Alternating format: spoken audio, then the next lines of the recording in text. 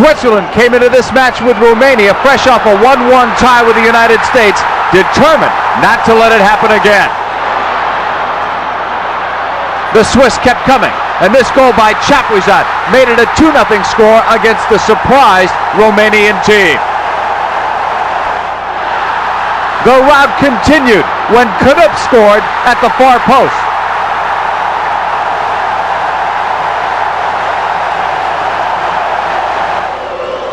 And Canup would get yet another goal.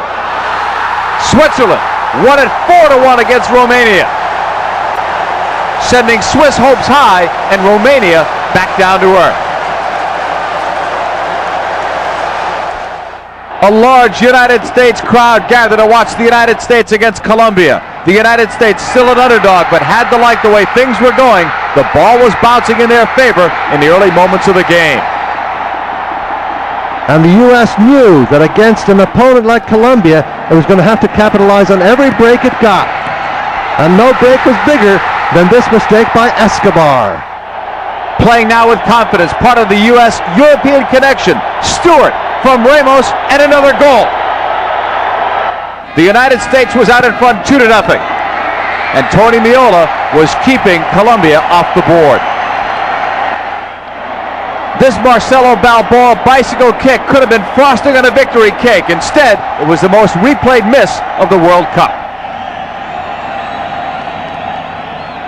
And a late, meaningless goal by Colombia did nothing to take away from the United States' remarkable victory.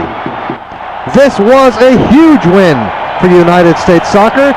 It took them into the second round and gave them a very, very special place in the heart of sports fans all over the country.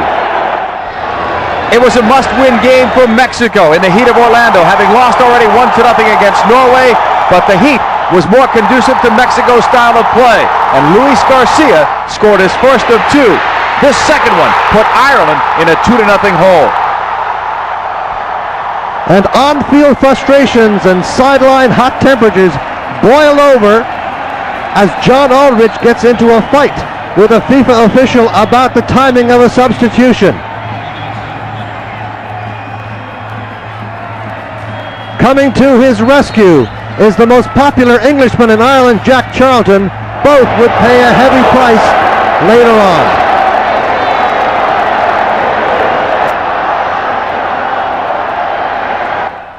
Aldridge would eventually get into the game and cool off with this header to bring Ireland back. At this point, it's a 2-1 game, but under temperatures hotter than Jack Charlton's temper, the Irish wilt in the heat of Orlando.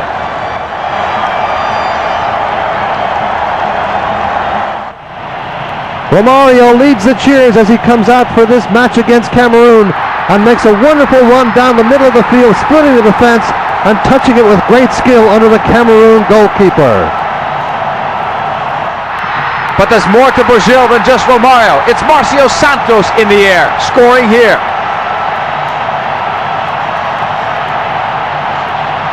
And from ground level, the greatness of Bebeto shines through.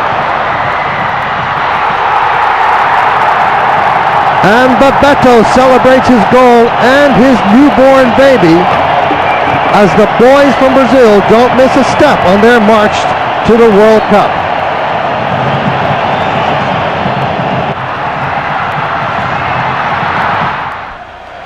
Sweden came into this match off a tie with Cameroon.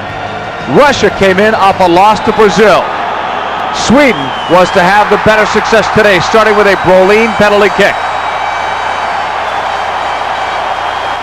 But there's more to Sweden than just Brolin. Try Dahlin with his header.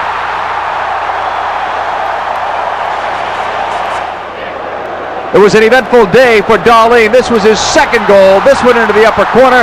He later picked up a yellow card and could not play against Brazil in the next game.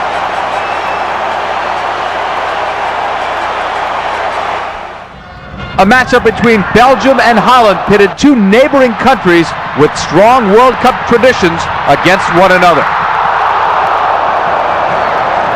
And it was to be a battle of frustration and a battle of goalkeepers in this low-scoring affair.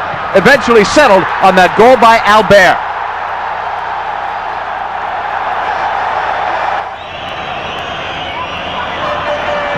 but goalkeeping was needed on the other end, and it was Prudhomme making save after save, keeping the shutout and gaining the victory for his side. Prudhomme would later go on to become the goalkeeper of the tournament. Nigeria, fresh off their stunning 3-0 victory over Bulgaria, kept their goal-scoring ways with this early goal against the Argentines. And if it was the Batistuta show against Greece, it was the Claudio Caniggia show for Argentina this time around. Caniggia got 2 wonderful goals to lead Argentina to a 2-1 victory. Maradona did not score in this game, but his name was drawn for random drug testing. Both analyses of the urine sample have proved to be positive. The player Diego Maradona of the Argentinian national team has therefore violated the provisions of the doping control regulations in the match Argentina-Nigeria.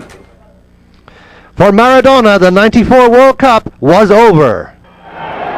After the great victory over Colombia, the interest among American fans in this team was immense, and John Harkes almost put the United States ahead early in the game, but the post was the goalkeeper's best friend for Romania. And at the other end, a shot from near in beats Tony Meola to the near post.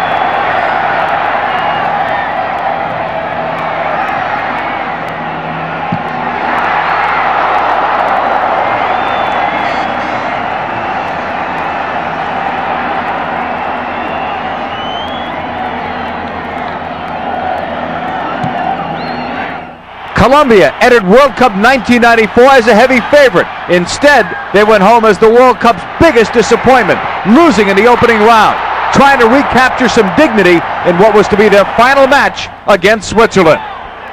Goals like this helped out today, but they were needed much earlier in the tournament.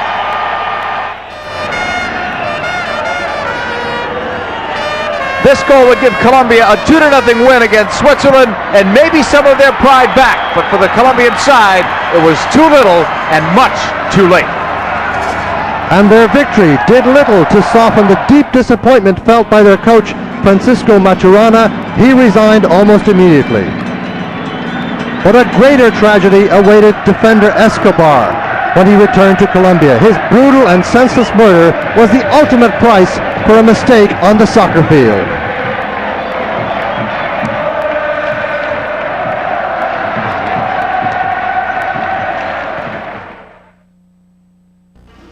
Spain would meet Bolivia in a game that Spain must win in order to advance. For Bolivia, no wins, not even a goal. And Guardiola would give the Spanish team an early lead.